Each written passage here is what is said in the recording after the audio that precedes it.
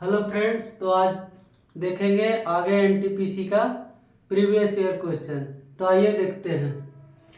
सलील का वेतन पहले 15% घटाया और बाद में 10% बढ़ा दिया।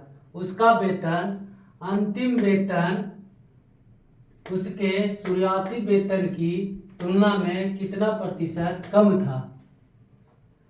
तो पहले सलील का वेतन मानेंगे कि 100 था। सलील का वेतन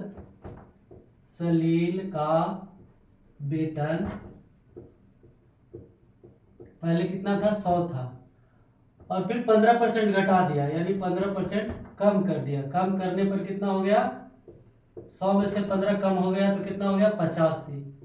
फिर क्या किया, उसका फिर बाद में 10% बढ़ा दिया, यानी 10% फिर बढ़ा दिया।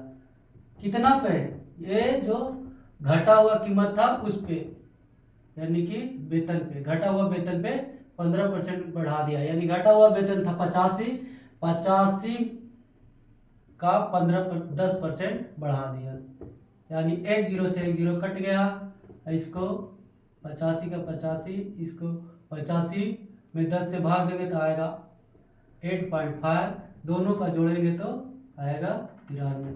पूछ रहा है क्या, शुरुआती वेतन की तुलना में कितना प्रतिशत कम है। तो पहले कितना था, 100, अब कितना है 93.6, यानी कम कितना हो गया, तो 100 में से 93.6, 93.5 घटा देंगे, यानी कितना आएगा 6.5% कम है। आइए अगला क्वेश्चन देखते हैं। चतुर्भुज ए बी सी डी में A B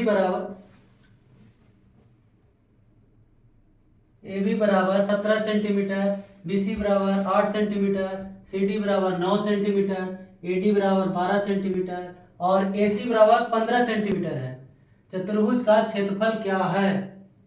A B C D एक चतुर्भुज बना लेंगे। दिया गया क्या, ए बी बराबर 17 सेंटीमीटर, ये हो गया 17 सेंटीमीटर, बी सी बराबर 8 सेंटीमीटर, ये हो गया 8 सेंटीमीटर, सी डी बराबर 9 सेंटीमीटर, सी डी बराबर 9 सेंटीमीटर और ए डी बराबर 12 सेंटीमीटर, 12 सेंटीमीटर, और ए सी कितना दिया गया, 15 centimetre.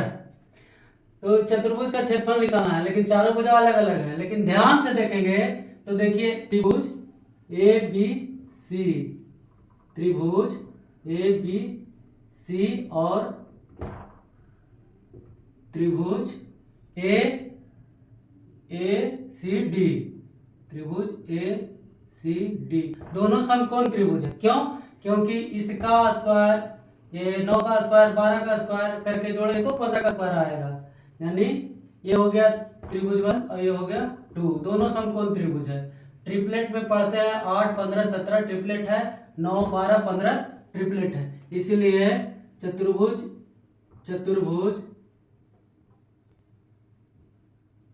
A B C D का क्षेत्रफल बराबर होगा ये दोनों त्रिभुज का क्षेत्रफल का योग, यानी त्रिभुज ए बी सी का क्षेत्रफल प्लस त्रिभुज ए सी डी का क्षेत्रफल। तो समकोण त्रिभुज का क्षेत्रफल का सूत्र होता है 1/2 आधार गुणे ऊंचाई। आधार ये हो गया, ऊंचाई ये हो गया, इसमें आधार ये हो गया और ऊंचाई ये हो गया, यानी कि 9 आधार गुणे ऊंचाई, 9 गुणे 12 प्लस 1/2, इसमें हो गया आधार 8 गुणे 15, 6 दूनी 12, 4 दूनी 8, गुना करेंगे 9 छक 54 प्लस ये हो गया 15 चौको 60, दोनों का जोड़ेंगे तो आएगा 114 सेंटीमीटर स्क्वायर आंसर। अगला क्वेश्चन, राहुल की आयु उसकी पुत्री की आयु से 3 गुना है। अब से 8 वर्ष बाद उसकी आयु पुत्री की आयु के 2 गुने से 5 वर्ष अधिक होगी। राहुल की वर्तमान आयु ज्ञात कीजिए। तो पहले मान लेंगे कि राहुल की पुत्री की आयु बराबर 1 वर्ष। तो राहुल की उम्र कितना हो जाएगा, पुत्री से 3 गुनी, उसकी पुत्री से 3 गुना है, यानी कि राहुल का हो गया 3x वर्ष। ये वर्तमान है दोनों का, वर्तमान। अब कह रहा अब से 8 वर्ष बाद उसकी आयु, किसकी आयु, उसकी मतलब राहुल की आयु, 8 वर्ष बाद, यानी 8 वर्ष जोड़ेंगे राहुल की आयु में। अब से 8 वर्ष बाद उसकी पुत्री की आयु की, पुत्री की आयु कौन है, ये है, तो इसका भी 8 साल बाद। अब से 8 वर्ष बाद उसकी आयु पुत्री की आयु के दुगने से, यानी कि इसके 2 गुने से 5 वर्ष अधिक है, 5 वर्ष अधिक है, इसको बराबर हो गया। अब 3x प्लस 8 बराबर, इसको गुना कर देंगे तो 2x प्लस 8 दूनी 16 प्लस 5, 2x को इस साइड ला के घटा देंगे तो बचेगा 3x में से 2x जाएगा तो x बराबर, a जुटेगा तो आएगा 21 और ये उस साइड जाएगा तो माइनस, यानी कि x बराबर आ गया 13। पूछ क्या रहा है, राहुल की वर्तमान आयु, तो राहुल की वर्तमान आयु कितना है 13, तो 13 राहुल का वर्तमान आयु कितना हो जाएगा, x का वैल्यू आ गया है 13, यानी 39 ईयर्स आंसर। अगला क्वेश्चन, दो संपूरक कोण में से बड़ा कोण छोटे कोण से 28 अधिक है, 28 डिग्री अधिक है, छोटा कोण कितना होगा, तो माना छोटा कोण कितना x, माना छोटा कोण बराबर x डिग्री, और बड़ा कोण कितना है, बड़ा कोण छोटा कोण से 28 अधिक है, बड़ा कोण बराबर x प्लस 28 डिग्री। अब संपूरक कोण का कह रहे, दो संपूरक का मतलब होता है दोनों कोणों को जोड़ेंगे तो 180 आना चाहिए, तो ये दोनों जोड़ेंगे प्लस 28 बराबर 180, दोनों जोड़ेंगे 2x बराबर 28 बराबर को बराबर के साइड ले जाएंगे तो 28 माइनस, यानी x बराबर, इसको घटाएंगे तो आएगा 152, और 2 इस साइड गुना में है तो बराबर के वो साइड ले जाएंगे तो बट्टे में, इसको काटेंगे 7 दूनी 14 और 6 दूनी 12, यानी 76 डिग्री। पूछ क्या रहा था, छोटा कोण क्या था x बराबर कितना हो गया। नेक्स्ट क्वेश्चन, दीवार के सहारे टिकी एक सीढ़ी क्षैतिज ग्राउंड के साथ थीटा कोण बनाती है, इस प्रकार की tan थीटा बराबर 15/8 है, यदि दीवार से सीढ़ी के शीर्ष की ऊंचाई 30 मीटर है तो दीवार से सीढ़ी के पाद की दूरी ज्ञात कीजिए। यानी कि मान लें कि ये दीवार है और ऐसे सीढ़ी लगी हुई है और ये थीटा डिग्री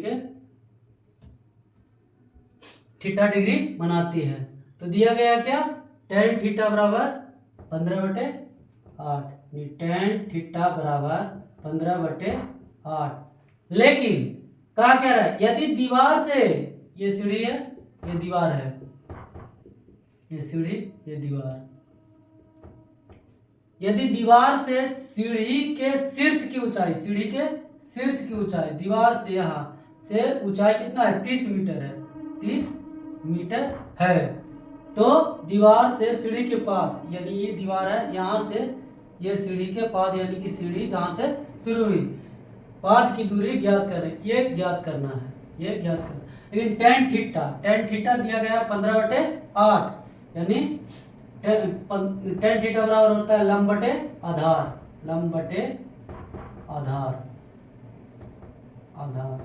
दिया गया है 15/8, यहाँ ये हो गया लंब, ये हो गया आधार, tan थीटा बराबर दिया गया इसके बटे, यहाँ कितना है 30, तो इसका क्या गुना है 2 गुना, तो 8 का भी 2 गुना हो जाएगा, ये 8 का 2 गुना ये हो जाएगा यानी कि 16 मीटर आंसर।